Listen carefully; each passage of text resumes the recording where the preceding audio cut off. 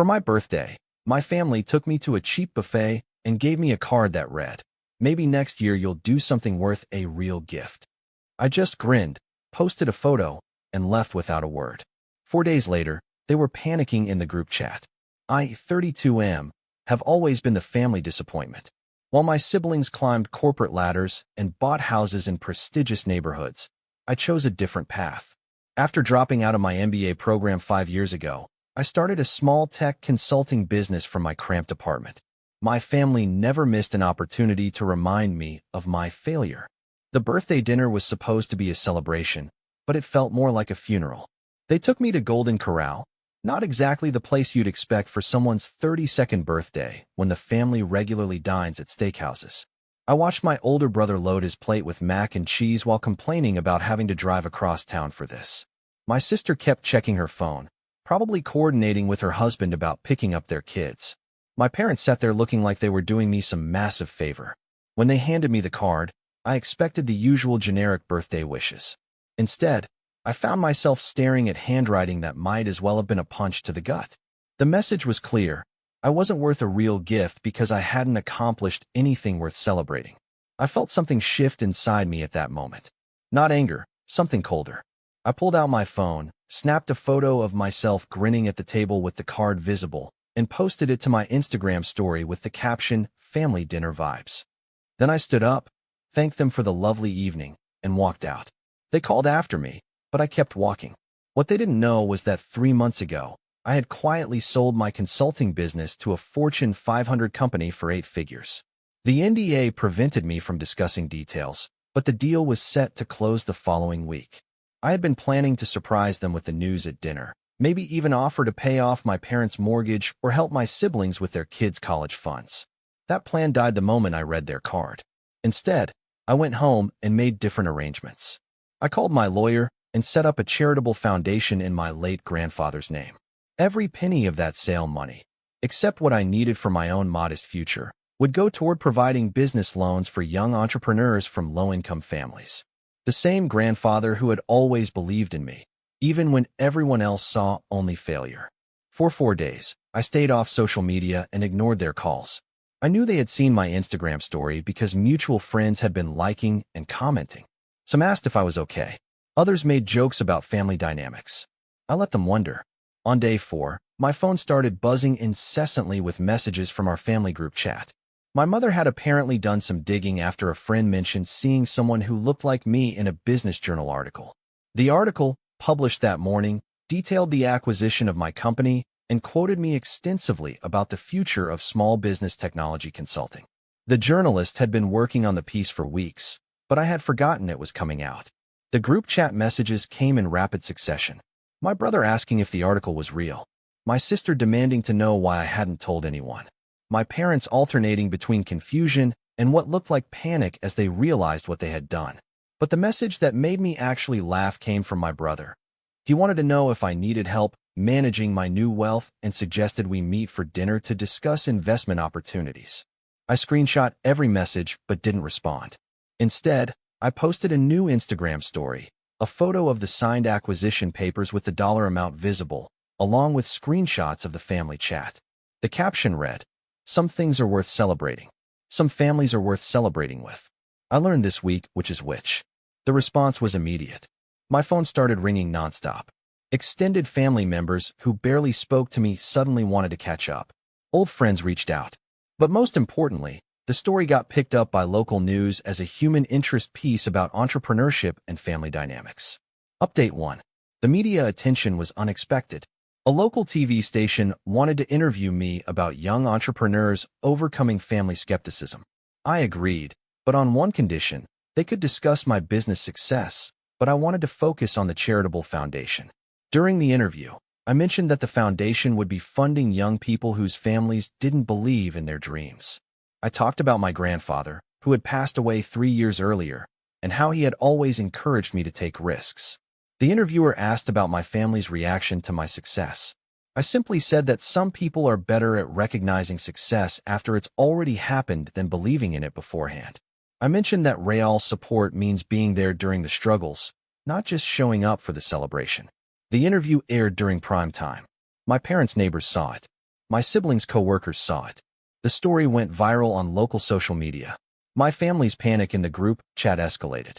Now they weren't just dealing with the realization that they had dismissed a millionaire. They were dealing with public embarrassment. Friends and neighbors were asking them about the interview. My mother's book club wanted to know why she had never mentioned her successful son. My father called 18 times that day. I let every call go to voicemail. Update 2. A week after the interview, I received a formal letter in the mail.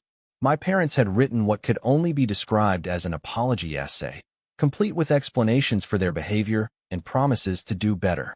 They wanted to take me to a proper dinner to celebrate my success. My brother sent a text saying he had always believed in me and wanted to discuss potential business partnerships. My sister suddenly remembered all the times she had defended my choices to other family members. The thing about desperate people is they'll rewrite history to fit their current needs. I had my lawyer draft a response to my parents' letter. It was brief and professional, thanking them for their apology while explaining that some damage takes time to heal. I mentioned that I would be traveling extensively for the foundation and would be in touch when I was ready. What I didn't tell them was that I had already purchased a house in another state. Not a mansion, just a comfortable place with enough space for a home office and a guest room for the people who actually deserve to visit. The foundation launched 2 weeks later. The local newspaper ran a front-page story about the largest charitable donation in the city's history. They interviewed some of the first grant recipients, young entrepreneurs whose families had either disowned them or refused to support their dreams. One of them, a young woman starting a bakery, said something that stuck with me. Sometimes the people who are supposed to love you most are the ones who believe in you least. Update 3. 3 months have passed since the birthday dinner that changed everything. The foundation has funded 12 startup businesses, and 3 are already turning profits. I've been traveling, speaking at entrepreneurship conferences, and working on my next venture, a platform that connects investors with overlooked small businesses. My family has continued reaching out.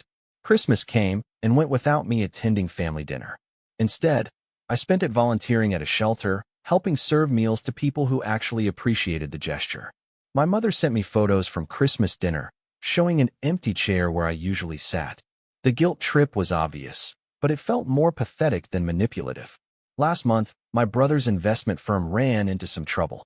Nothing catastrophic, but significant enough that he needed a cash injection to avoid laying off employees. He swallowed his pride and called me directly. He explained the situation, admitted that he had treated me poorly, and asked if I would consider a loan. He offered to pay interest, provide collateral, and even give me partial ownership of his company. For the first time since the birthday dinner, I actually felt something other than cold indifference toward my family. Not forgiveness. Not yet, but perhaps the smallest crack in the wall I had built. I told him I would consider it, but only under specific conditions. Any loan would go through proper legal channels with standard terms. He would have to publicly acknowledge his treatment of me and commit to treating other people's dreams with more respect. And he would have to volunteer with the foundation for at least 6 months, helping other entrepreneurs navigate the challenges I had faced alone. He agreed to everything without hesitation. Final update. 6 months later, my relationship with my family is complicated but evolving. My brother followed through on his commitment. He's become one of the foundation's most effective mentors, and working with struggling entrepreneurs has given him a new perspective on success and failure. My sister reached out through him, asking if we could meet for coffee. During our conversation, she admitted that her jealousy over my success had made her realize how much she had projected her own insecurities onto my choices. She's now considering leaving her corporate job to pursue her own business idea. My parents are trying, though progress is slower. They've started attending foundation events, and I can see them genuinely connecting with the young entrepreneurs we support. Last month, my mother pulled me aside and said she finally understood why I had been so hurt by their dismissal. The birthday card is still on my desk, not as a reminder of pain, but as a reminder of what I don't want to become. Success means nothing if it doesn't come with compassion. Wealth is worthless if it doesn't come with wisdom about how to treat people. I'm not the same person who walked out of Golden Corral that night. I'm not angrier, but I'm definitely more selective about who gets my time and energy. I've learned that you can't force people to believe in you, but you can choose not to waste your life trying to prove yourself to people who are determined not to see your worth. The foundation just announced its expansion to 3 more cities. We're funding 50 new businesses this year, and I'm working on a book about entrepreneurship and family dynamics. The working title is When Success Isn't Sweet Enough. Some people asked if I regret how I handled everything, if I should have been more forgiving, more understanding of my family's perspective. The truth is, I don't regret protecting myself from people who saw my dreams as worthless. I regret that it took me 32 years to realize I deserved better, but I don't regret the path that led me here. Every dismissive comment, every rolled eye, every suggestion that I was wasting my life, it all contributed to building the resilience I needed to succeed despite them, not because of them. My family is slowly learning that real relationships are built on respect, not just obligation. Some lessons are expensive. Some cost you 8 figures and a few years of family dinners. But some lessons are worth every penny. As I write this, I'm sitting in my home office, looking at a photo from last week's foundation gala. I'm surrounded by young entrepreneurs who are building their dreams despite the odds. These are my people now, the ones who understand that success isn't about proving others wrong, but about proving yourself right.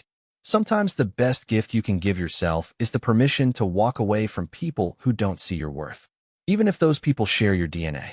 Especially then,